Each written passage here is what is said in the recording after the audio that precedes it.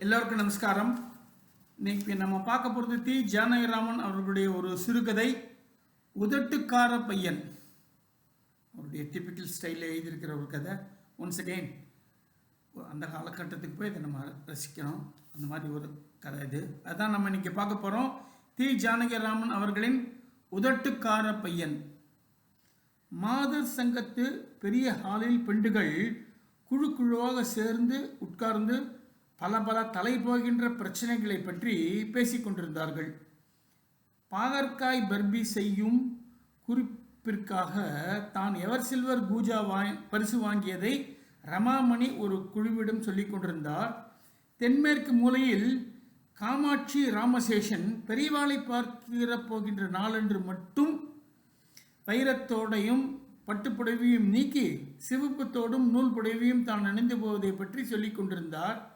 வடகிழக்கு மூலையில் வள்ளி ராமலிங்கம் தன் வீட்டு காம்பவுண்டு சுவரை ஒட்டி குடிசை போட்டவர்களை போலீஸ் வந்து மிரட்டி குடிசையை பீத்தி எறிவதை விவரித்துக் கொண்டிருந்தார். தென்கிழக்கு மூலையில் கேரமாடினார்கள்.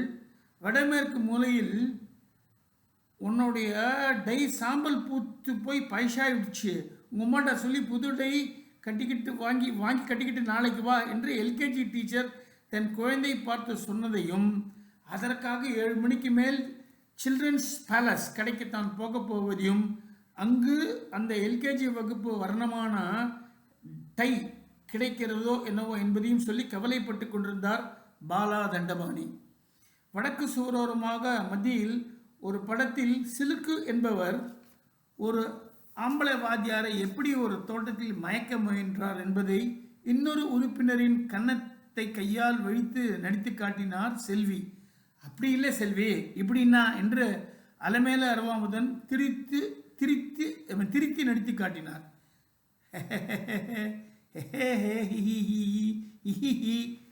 சிரிப்பு சத்தம்.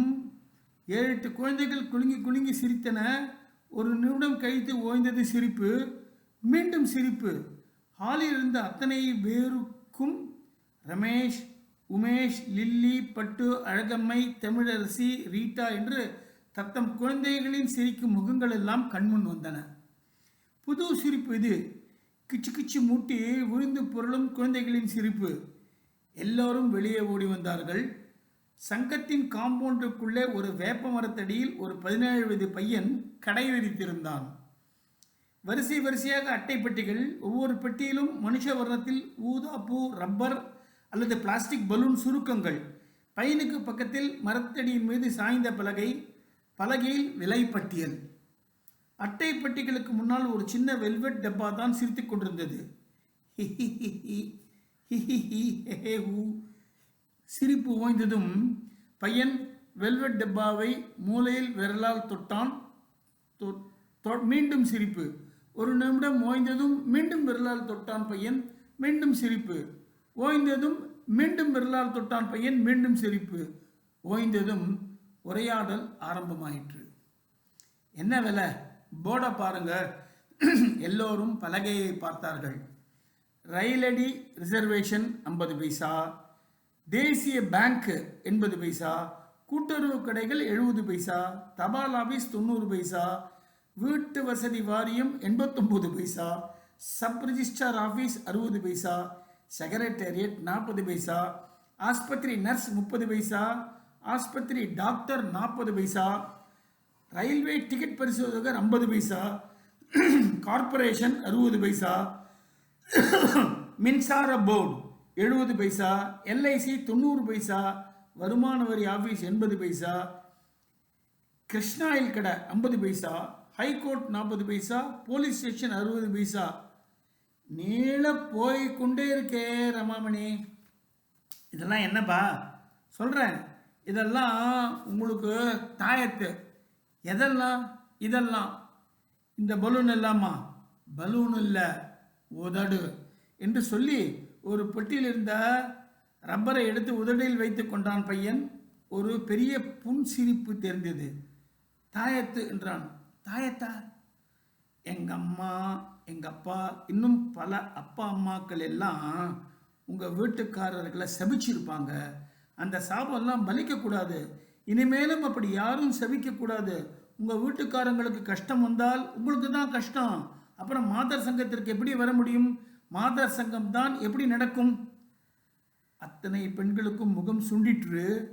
ஒரு முகத்தில் கோபம், ஒரு முகத்தில் எரிச்சல், ஒரு முகத்தில் கடுப்பு, இன்னொரு முகத்தில் சிடுசிடுப்பு, இப்படி ஒவ்வொரு முகத்திலும் கோணல். பல பல என்று சிரித்தான் பையன். என்ன பல? உங்கள் வீட்டுக்காரர்கள்லாம் வேலை நேரத்தில் இந்த சிடுமூஞ்சி தான். இந்த பட்டியலில் ரயில்வே ரிசர்வேஷன்லேருந்து வீட்டு வசதி வாரியம், தேசிய பேங்க்கு எல்லாம் பல ஆஃபீஸுகள் இதெல்லாம் பார்த்தீங்களா?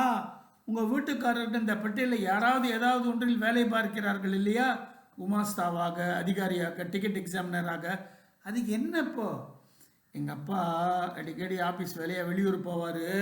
ஒரு தடவையும் ரயில்வே ரிசர்வேஷன் ஜன்னல் கிட்ட நிற்கணும். அப்போ ஒரு கடும் பூனை முருங்கும். எல்லா வண்டிக்கும் ஒரே மாதிரி தான் இருக்கும். ஆனால் ஒரு எக்ஸ்பிரஸுக்கு கார்டில் பேரெல்லாம் எழுதி கொடுக்கணும், இன்னொரு எக்ஸ்பிரஸுக்கு தாளில் எழுதி கொடுக்கணுமா. எங்கள் அப்பா ஒரு தடவை தவறி போய் கார்டில் எழுதிட்டு போனார். 30 பேர் க்யூவில். ஜன்னல் கிட்ட போனதும் இந்த எக்ஸ்பிரஸ்க்கு கார்டில் எழுதக்கூடாது, தாளில் தான் எழுதிட்டு வாங்கன்றாராம் சிடுமூஞ்சி குமாஸ்தா. 2 மணி நேரம் க்யூவில் நின்று இருக்கேன் சார் என்று கெஞ்சினார் எங்கள் அப்பா. நான் நிற்க சொல்லலையே, மறுபடியும் க்யூவில் கடைசியில் நிற்கணுமே, என்ன செய்யறது? சரியாக கவனிக்காட்டா அப்படித்தான். அடக்கராதகா. எங்கள் அப்பா மனசுக்குள்ளேயே திட்டிக்கிட்டு கீழே இறங்கி தாலியில் எழுதி அப்புறம் 1 மணி நேரம் நின்றாராம். ஜன்னல் வந்ததும் 36வது வெயிட்டிங் லிஸ்ட்டில் இருக்குது, வேணுமாங்கிறானாம் சிடுமூஞ்சி. எங்கள் அப்பாவுக்கு கண்ணெல்லாம் இருட்டுண்டு வந்துதான். எங்கள் அப்பாவுக்கு இப்படி ரிசர்வேஷன் க்யூவில் நின்று காலெல்லாம் நொந்து போய் ஆயுசும் குறைஞ்சி போயிடுது. பல தடவை ரிசர்வேஷனில் இவர் பேர் இருக்கும், ஆனால் சீட்டில் வேறு யாராவது உட்காந்துருப்பாங்க. ஒரு தடவை சாயந்தரம் 5 மணிக்கு விஸ்கியை குடிச்சிட்டு ஒரு டிக்கெட் எக்ஸாமினர் வந்தானா. என் பேரை அடித்து வேறு பேர் எழுதியிருக்கேன்னாரான். எனக்கு தெரியாதுன்னு அவன் என்னமோ எழுதிகிட்டே இருந்தானா. எங்கள் அப்பா திருப்பி திருப்பி கேட்டாரான், சும்மா டிஸ்டர்ப் பண்ணாதையான்னு மொழியை உருட்டினானாம் முடாக்குடி. இந்த மொழி உதடெல்லாம் பார்த்து பயந்து எங்கள் அப்பா கடைசியில் செத்தே போயிட்டார். அப்புறம் எங்கள் அம்மா. இந்த லிஸ்ட்டில் முதல் 15 ஆஃபீஸ் இருக்கே, அங்கெல்லாம் போய் நின்றுருக்கா.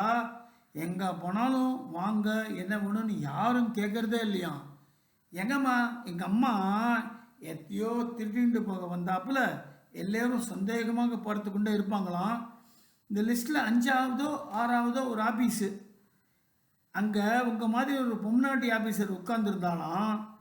ஆம்பளைங்கள் தான் சிடு மூஞ்சியாக இருக்காங்க, பொம்நாட்டிங்க அப்படி இருக்க மாட்டாங்கன்னு நினச்சிட்டு போனால் அது மூஞ்சியில் 4 ஆம்பளை சாப்பிட்ற மாதிரி சிடுப்பு. 4 மாதமா வாரத்துக்கு ஒரு தடவை வரேன், அடுத்த வாரம் சொல்லிக்கொண்டே இருக்கேங்களேம்மா அப்படின்னு கெஞ்சுவாளாம். இப்போ வேறு அவசர வேலை, உங்கள் ஃபைலை இப்போ தேட முடியாது, நீங்கள் போகலாம்னாலாம். அப்புறம் அந்த ஆஃபீஸில் அபூர்வமாக ஒரு சிரிக்கிற மூஞ்சி இருந்துதான். அதுங்கிட்ட போய் எங்கள் அம்மா அழுதாலாம்.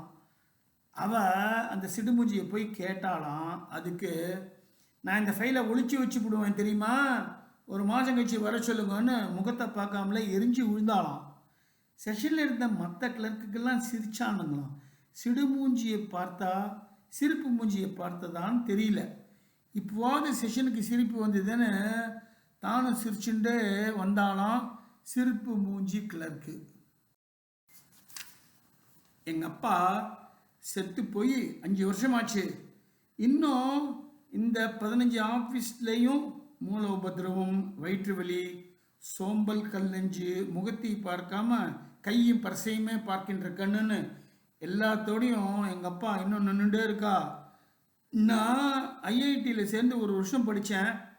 ஒரு நாளைக்கு அம்மா, அப்பாடா என்ன ஜென்மங்கள்டா இதுகள், ஒரு உதட்டியாவது ஒரு பூ விரியாவது ஒன்று படுத்துண்டா, என்னம்மா சொல்கிறேன்னு. சிரிப்பில்லாத எப்படிடா ஒரு உதடு இருக்கும் என்று சொன்னான் அம்மா. அப்புறம் படிக்கிறதை விட்டுட்டு நானாக ஒரு மிஷின் செய்து இந்த உதடுகளை பண்ணி விற்க ஆரம்பித்தேன். இந்த பொட்டியா, இது எப்படி சிரிக்கிறது, ரெக்கார்டா? இந்த பொட்டியே இல்லை, இந்த உதடுகளை என்னை உதட்ட பாருங்க, எவ்வளோ பெரிய சிரிப்பு. ஆளுக்கு ஒன்று வாங்கிட்டு போய் உங்கள் வீட்டுக்காரர் உதட்டில் மாட்டுங்க. அவர் சிடுமூஞ்சியாக இருக்கிறதாவே தெரியாது. முடியாது, இல்லை, கிடையாது, இதெல்லாம் கூட சிரிச்சுக்கிட்டே சொல்லும் இந்த உதடு. உதைச்சாலும் வலிக்காமல் உதைக்கிறான்டா, சாபம் அப்படின்னு சாபம் கொடுக்காம போவாங்க. டிக்கெட் வாங்குறவங்க, பணம் கட்ட வரவங்க, தகவல் கேட்குறவங்க எல்லோரும். ஒரு ஆஃபீஸ்லேயும் வேலை செய்கிறவங்களுக்கும் ஒரு தினசு உதடு பண்ணி வச்சுருக்கேன். வேலைக்கு போகிற பொம்பளைங்களுக்கும் உதடு இருக்குது. நீங்கள் வாங்கிட்டு போய் உங்கள் வீட்டுக்காரர் உதட்டில் மாட்டுங்க.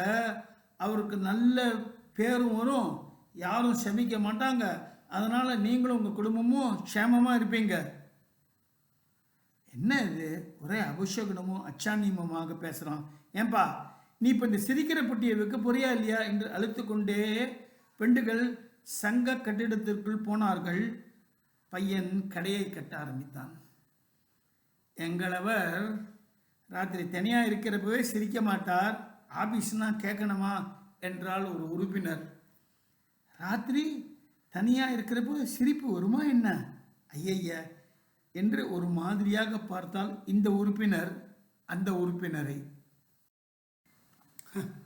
உதட்டுக்கார பையன் ஒரு பையன் ஒரு சிரிக்கிற பண்ணி வச்சுட்டு அது உதவி பண்ணி வைக்கிற மாதிரின்னு சும்மா ஒன்றும் இல்லாத ஒரு சப்ஜெக்டை வச்சுட்டு அவர் என்னெல்லாம் சொல்ல முடியுமோ அத்தனையும் சொல்லிட்டார். ஒரு ட்ரூ பியூட்டிஃபுல் சிந்தனையாளர், எழுத்தாளர். இந்த மாதிரி ஒரு அப்ட்ராக்ட் சப்ஜெக்ட் ஒன்றுமே இல்லாத விஷயத்தை கூட நம்ம எல்லாரும் ரசிக்கும்படியாக நம்ம வாழ்க்கையில் நடந்த விஷயத்தை பார்க்குற மாதிரியே ஒரு கதை எழுதி கொடுத்துடுவார். அந்த மாதிரி தான் இந்த கதையும் அந்த காலத்துலேயும் ரொம்ப பழைய கதை அது. ஆக்சுவலாக வழக்கம் போல் இதுக்கு பின்னாடி அவர் கொஞ்சம் பேர் புகையெல்லாம் வந்தபோது நிறைய வெளியில் வந்த கதைன்னு சொல்லணும். இதையும் எல்லோரும் ரொம்ப நல்லா ரசிச்சிருக்கா. வழக்கம் போல் இதையும் நீங்கள் நன்றாக ரசிப்பீர்கள் நம்புகிறேன். நன்றி, வணக்கம்.